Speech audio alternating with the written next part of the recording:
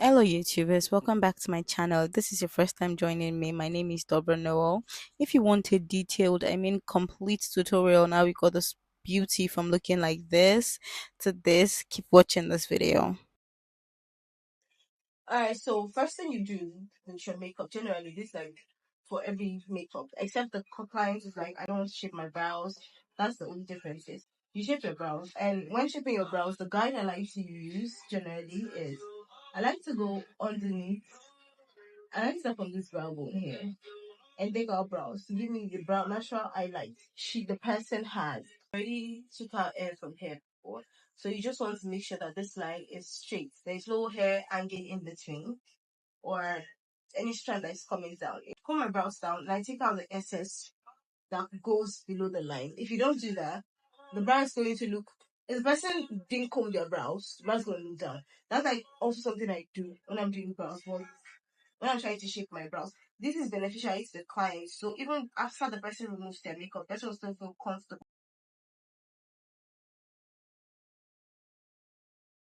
The straight.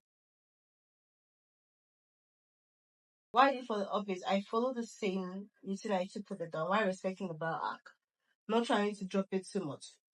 The goal is generally, even with your brow shaping, the goal is to go from here to here, the same size, the same breadth, and from here to here, tiny. So that's going to make it easy for you to be able to draw your brows. Now, while you're doing the second eye, you have to be mindful. You could do this to try and be careful to make sure that they are on the same level. The reason why I'm taking the air off is because if you don't, it's going to stick out. Eventually, when you apply foundation, the layer is supposed to be smooth, but it's going to stick out. So I'm going with my micellar water to clean the entire face. That's the reasons why you do this. Number one, to get out dirt from the first client's face. And number two, you do it because you don't want any products that the clients had on their face to remain. Go my first wise. Then I go in with a second wipe to take off the soap. Then the next thing I use, I start with my face prep. With this moisturizer, I can go in with any skin type. One must thing I do when I'm picking up products, I pick up products that can go with all skin types, mainly because I would not want to run into a client and I am out of products that can work for their skin type. So I always have preparations for all skin types. But basically, the first thing you have to do is your vitamin C. Vitamin C, you can choose a good vitamin C that is suitable for makeup. I use Dr. Rachel.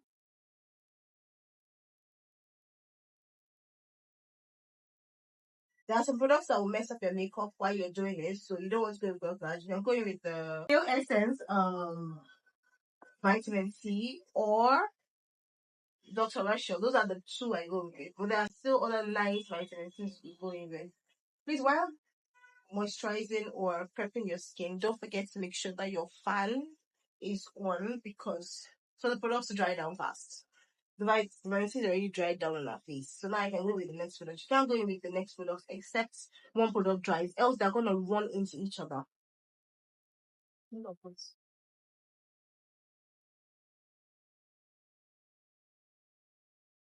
I go in with more of a mattifying product. That's what I'm used to. One thing about makeup is find what you're good for, what's good for your weather. That also matters as well. Because if you're like doing makeup during the Harmattan season and you have products that are dry and contain passionate, they're going to be too dry for the face. The Harmattan is going to dry the product as well. There's going to be no dewiness left on the skin. So you can reduce the level of mattifying nature of the products. If you're doing during Harmattan, if you're doing during the winter, you would want it to be more mattifying because the person's gonna sweat, it's gonna break out. So seasons also matters. Next thing I'll do is I'll massage the moisturizer. And please make sure your hands are washed. Then I'm going in with my sweat block. How I apply my sweat block is I spray onto a puff, a round puff. And then the reason I'm spraying onto the back and not the front is because I still use this same round puff when I'm trying to do the face to protect my hand from touching her face. So I spray inside and then I squeeze in and then I apply it like this around just a nose, areas that are prone to a sweater or get oily. Another very important thing to consider in this is after you apply a sweat block, see stuff I did with my hand. I didn't explain why I did that. The reason why I'm doing this is because if you don't try it blend these edges where the sweat block ended, you're going to have a line in the center of your face. Where do you apply your foundation? You apply it like immediately. You don't have to wait. You go in with your hands to diffuse the lines into the other parts of the moisturizer, so you don't get that stiff line. Then you leave it where around the areas you actually want to leave it in. Okay, so you could use like mattifying products, any products you know in the market that is mattifying and good. Then there's the Zaron mattifying primer. I use that. I'm going to go my mattifying primer every other place on the face. The areas I put my sweat block first, I'm going to my mattifying primer there. Then for these parts of the face, you can choose to go in with your mattifying primer or you choose to go with your luminous primer. Literally, this skin prep is going to give you a 48-hour makeup hold. Your makeup is not moving, it's not shifting, it's not going to crack. You're going to have that face all day. While applying your foundation on the face, the basic thing you want to make sure you do is your foundation matches this part of the neck. If it does not match this part of the neck because it's darker, then you extend your application up to this face. But this part is where it's going to be open. It's better when it's also like you can still extend, make sure that it's blending here. But this is the way it's also like this body is going to be open. Then if you're blending foundation down here, I'm pretty sure it's obvious that it's very awkward.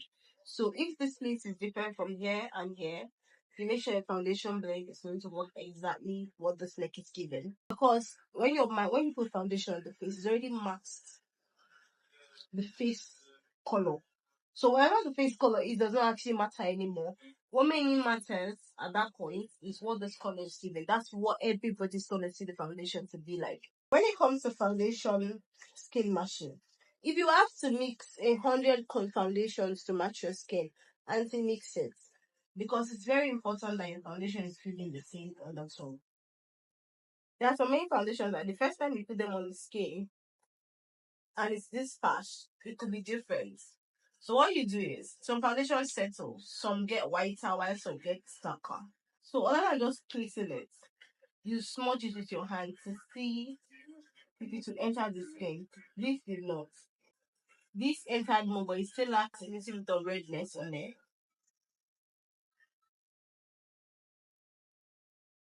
This is actually accurate. I'm going to take all this off.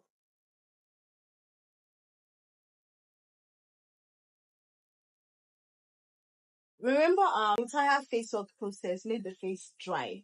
So what I like to do to bring luminosity back in the face without losing the hold that this primer is going to give. Number one, I like to go with the makeup seal. This is in Agar and Esther, and then there's this Miss Rose makeup seal as well. So this Miss Rose has luminosity, but it does not have strong hold. Agar is better used on someone with drier skin. You can actually use this and feel comfortable that your makeup's gonna last. But someone with a very oily face, I would not recommend this. This dries down, back turning it into a matte, but this doesn't dry down. This I need a very mattifying base, and as skin is not very oily at this point, so I'm just going to use this. I'm not trying to keep the makeup forever, so I'm just going to use this because I'm trying to work on the luminosity and all. The shade, this is bright. This gave me the redness, while this gave me the yellow undertone. So I mixed them together to be able to catch as skin tone of foundation. Need for these two things is if you're using a very mattifying or dry foundation, so this also works because to release the makeup, or if you're using a palette product, you apply this to make the makeup become lighter and easy to blend. I just use one drop to make it to mix with it, and you can see these are I section my foundations before blending it in here to make sure that I'm taking as little as possible so the color is consistent enough for our skin. I went to more of the Miss Rose because I felt like it was still thick. When you're using makeup seal, it always affects the coverage of the foundation. Foundation had a very high coverage. We won't have so much of a high coverage. We need to do more layering. But the beautiful thing about it is it's still going to give you that space to layer your foundations perfectly. To apply product on your face, you have to spray down your face. So it will be a bit dewy, but the products are slightly easier. I go with my brush, making sure my foundation is evenly dipped in the brush like this. Before I go in with that wet face, which means there is still beauty blend setting spray on the face right now. Now just go and tap on lotion, take it in. I spread this foundation on this brush as far as I can carry. The finer your skin, the easier the foundation then is always going to be. So I don't need to apply so much product because our skin looks really good. Oh, and a step I actually missed is I always had illuminator on my foundation, which is basically, I think I was talking too much, so I forgot. Basically, our face doesn't need to go in the extra layer. I'm just going to try and brush the illuminator around our face a little bit.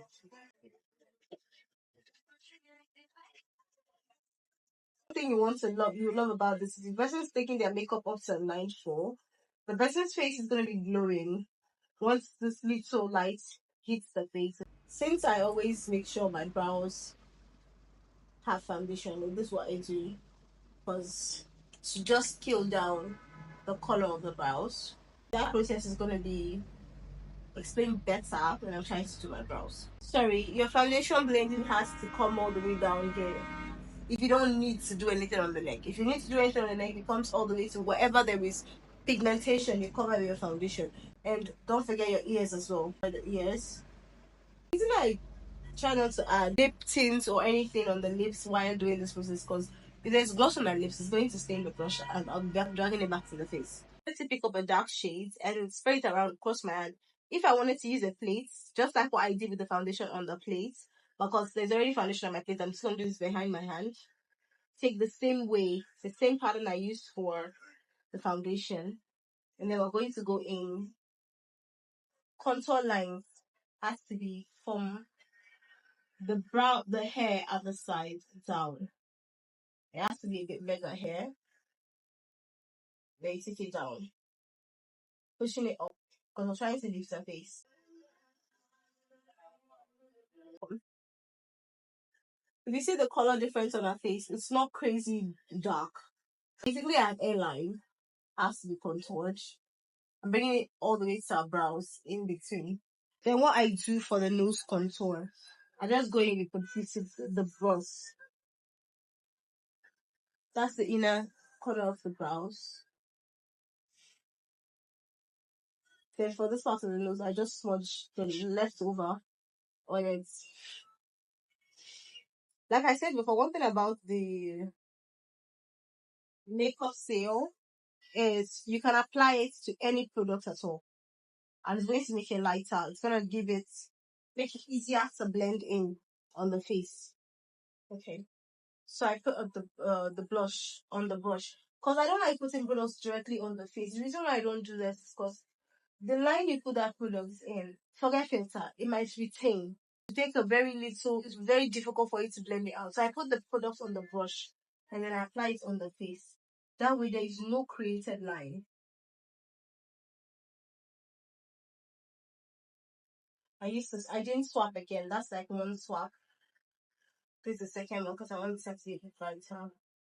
A bit deeper like the other side is. And I'm going to smudge this on the nose as well. Then I'll take this to the forehead areas. The trick is make sure you have the right amount of color on the face. If the product is highly pigmented, you take less. First is less pigmented, you take more. So blend into the face. You see how we don't have any lines, we don't have any definition. Everything is just seamlessly blended. You can't tell where any product stops on the face because we didn't go patching a product in and then trying to struggle blend it later. Sometimes when you apply products like that, the brush or whatever thing you use to apply product is going to leave a different line there. You might end up trying to blend that out again. For the under eye, I'm going to use the orange color corrector. Mind you, ever since I've been applying products on this way, I try my possible best to avoid these areas. Because when you use it, you do your under eye stuff for color corrector, you end up having harshiness. For concealer, the shade you use for under eyes, it's basically supposed to be the first shade you're supposed to use is 2 shades lighter. I put my concealer like this already on the beauty blender.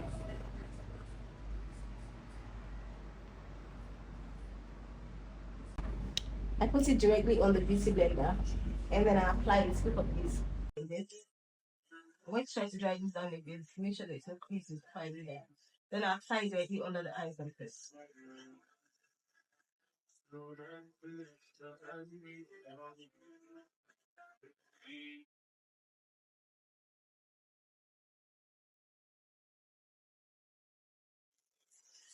Just where I want concealer to be. This gives me more control to where the concealer moves to. Creates less lines, except the line I give room to, like the line on the full nose, I give room to that line. There. The under eyes, it is seamless and it's easy to blend. Now, if I need this to dry out, if I want to, I can just go with my powder if I want to. But the bottom line is, there is no tightening, there is no blending struggles, there is no too much product. You can build on those products very well. So now, if I want to build on the product, I'm just going to go in with a second layer. Take it. I'm going to apply it in the same place. This is me building my concealer coverage. Because I want it to cover more. I just built it. And this came out brighter. But at the same time, I'm not going to be struggling with my blending over the forehead, underneath here. But this part already have foundation. They already have something to hold the powder in, so you don't need so much concealer to do that. I do this on the bottom part of the lips.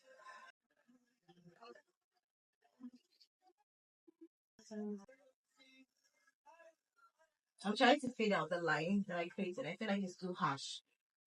To create this, you can bring your concealer all the way up, or you can leave it inside. But for this particular look, leaving my concealer in. Now I'm going to use the leftover. I'm going to pinch on the brush, the beauty blend. I'm going to pinch on it. And I'm going to take it in the nose, the center of the nose. I'm struggling to make sure this is accurate because I'm actually not seeing the nose. I'm trying to make sure you're seeing it. So let me just turn her a little bit to my side so I make sure that I'm doing it even on the center. Mind you, this doesn't have to be perfect. So you try and like use the sides. The key to good makeup is good blending. I'm just trying. There's nothing on the brush, just what was left on the brush. I'm just trying to blend. Like I said, I'm avoiding any type of lines. So the concealer, whatever the concealer could have possibly created, I'm trying to blend that in. I like to go this one because it's smaller and it's going to give me more precision. So I'm going to dip this. I'm going to dip this in my powder. I'm mixing this two shades because this is going to be too dark. This is going to be too white. But I'm going more with the white one than the dark one. I'm going to have this in my brush while I pick up my beauty blender. Look at that. And then if there is any creases underneath the eyes at this point, I'm going to tap over them while telling your client to keep looking up. While the client is still looking up, you're going to add the powder to the creases. Powder is the only thing that can control the oil that foundation leaks out more than anything else. No comment here, Miss. You just comment anything else. Your comment. Come around 5. I didn't know. That's why I keep you I didn't take it. Now that I've done powder everywhere that I put the concealer, I'm going to go in with my contour. Contour shades too. I'm not going to pick up something too deep. Because one thing with the look we're doing is you don't want too much depth. You want the face to look very natural as possible. I mean, everything you're putting on the face should look as neutral as possible. So you should not carry too much depth. Around that forehead area. Then our nose. I'm going to brush this one, this inner corners. But for this side, I want to go in a bit lighter. My brush for my blush. I'm picking up a light pink and a deep pink. I'm just going to mix these two pink because I want it to look pinkish. That's what I'm going for a blush. So, to bounce around the blush. Just as we made sure that foundation was given here, powder also has to be given here. This is going to work into our skin better. So I'm going to have to mix it. It got to our face and it was darker, so I'm mixing that. tap the powder into the face, into the foundation. If you put the foundation powder brush on the face and you drag it down, you're going to pull the product, the liquid product underneath it. So it's going to have lines that are not meant to be there. Do not be afraid to use your powder. Sometimes not enough powder can make your foundation move, actually. If you're mindful, if you're watching, I'm trying to diffuse the line that I have underneath here at the same time, giving same. That's what I'm trying to. Don't forget the ears. I think I did foundations here though. I'm just going to repeat the other thing at this side of the face.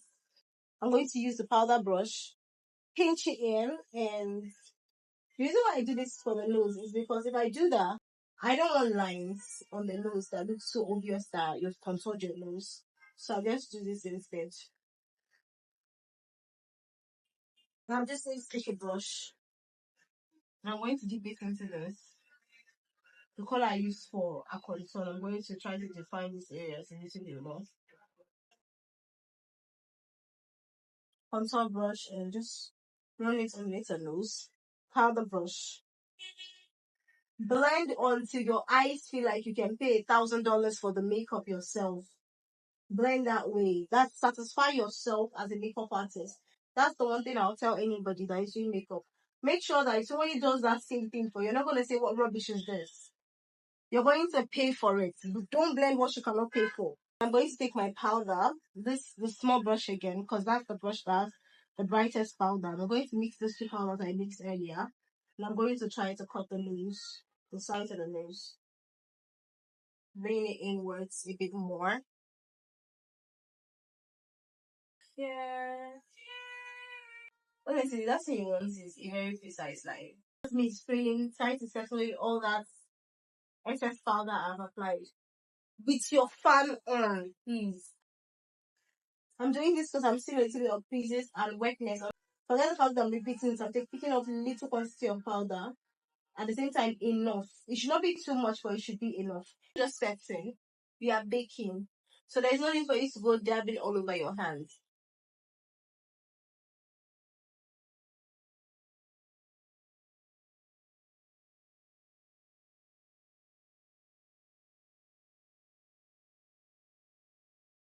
If you feel like you've applied too much blush, what you do is you put powder on the areas of the face that is blushed, and then setting powder, and then you dust it off, and then the blush is just automatically going to reduce, and then you brush the excess blush or setting powder off with your brush. That's it.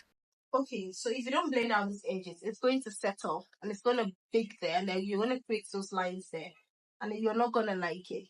I'll pinch down on my angle pole and then I'll take it in the center of the nose. I'm supposed to blow the camera, but I'm trying not to blow the camera, so I'm hoping you get this one right. Again, like the nose has to get up to get to the nose, and it was wrong.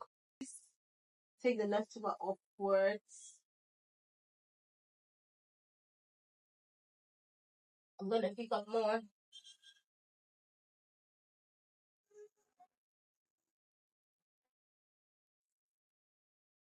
If you notice, see how the sides of the nose are dark, despite the fact that I used a brighter powder for it. It's because this place is bright, this place is bright, so it's going to definitely show the definition of the side being darker. I'm not trying to create no lines. Don't leave anything on inch. Creating lines while blending eventually is going to fire back at you because you're going to spend more time cleaning up than more time preventing it. To prevent it. Basically because of the nose. From the contour earlier, I'm going to highlight underneath the cheek. Please, same thing, precision. Try to avoid the line from underneath. Leave the line above and avoid the line from underneath. Leave the line above, avoid the line from underneath. Three lines. Yeah, you don't need to have lines anyway, so just. For the eyeshadow, I just went with the basic nude. I went with a powder for the transition color. Then I went with a deeper brown at the corners, and maybe nude, a brighter nude at the inner corners, just to brighten up the eyes a little bit. And then I just repeated that process and cleaned off, of course, the excess. And then for the under eyes, I just went in with same brown. I went in for the inner corner to pop the eyes a bit, and then I dusted off the fallout on the eyeshadow. in the setting Okay, so powder, this and then just that was happened. it. And while I was doing Lie. that, dusting off and everything, I ended up putting foundation on the face, and then I cleaned all that up and went back to getting my face back to where it was. And I started my brows and got my brows done, and then I went into complete the rest of the face. So let's just go right into completing the rest of the face. We're gonna blend this out. We're done baking. We're just gonna be blending this out. And you press, you push forward, press, push forward. Not so much like a drag, but like a lift. Pull, pull. Just to make sure that this deep color here fades off a bit. Same thing for the second side. Push it in, push this in, push this in as well. This one, I'm just gonna go in a certain spray because the face is dry. Try to cover your eyeshadow because you don't want certain spray to be the right of it.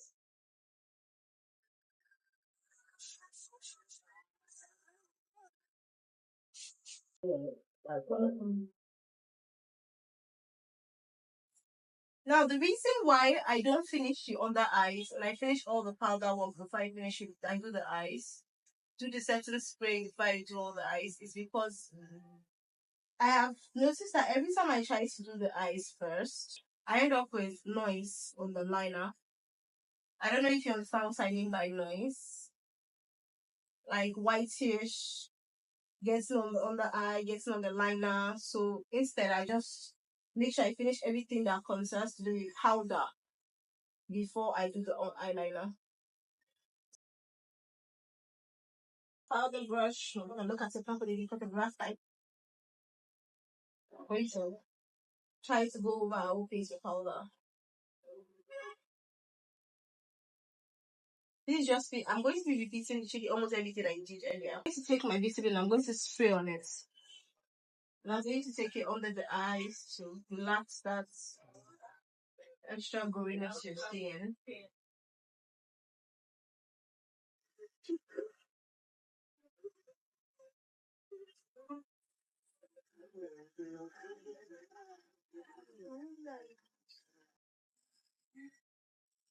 Around the tears and the nose.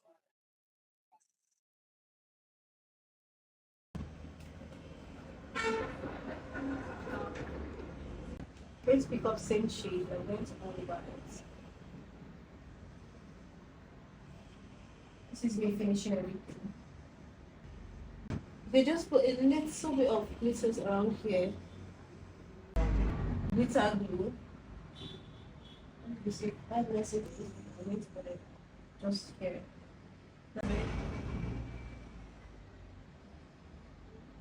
Just pat it in. Pull this out onto bits. Trying to lift so your clients on the down, not close their eyes. Close their eyes, you're going to smudge. It's not going to come on like this. You need to look at the brows and brush transfers. If she's specifically gonna wear lashes, don't forget to curl the mascara. But as long as she's wearing lashes, you can skip that. You're just going to line the beginning. You take your lining from the top.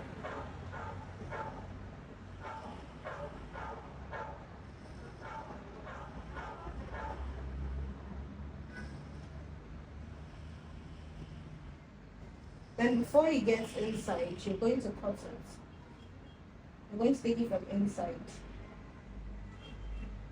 If you're trying to do an expanded lip, make sure the up is expanded, but these sides aren't expanded.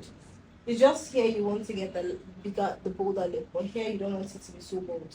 You want it to go inside the lips to create a definition, so it's not going to look weird. Same thing goes for the under. You're not trying to make this inside bold.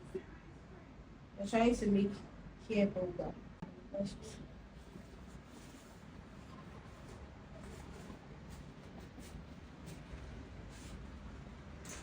A light lashes, not something really heavy. Make sure your client is looking down. Apply it on the lash line itself.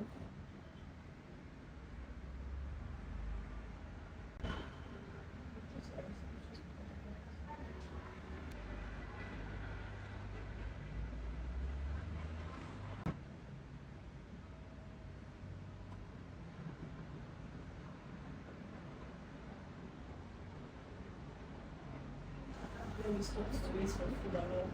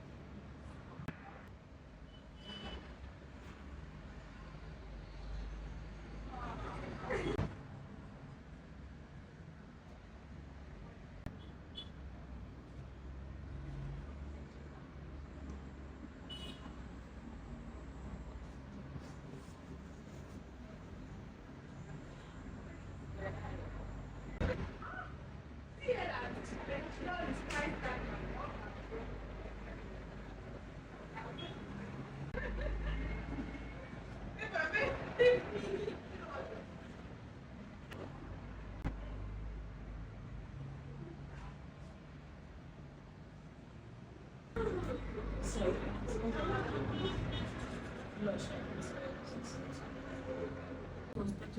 That's what I was going to shoot.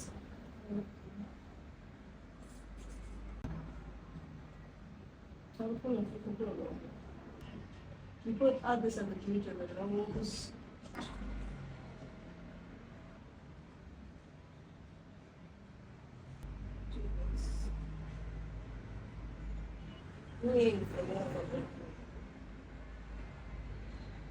And that's how we achieve this beautiful look. Do not forget to subscribe to my YouTube channel, and thank you very much for watching this video till the end.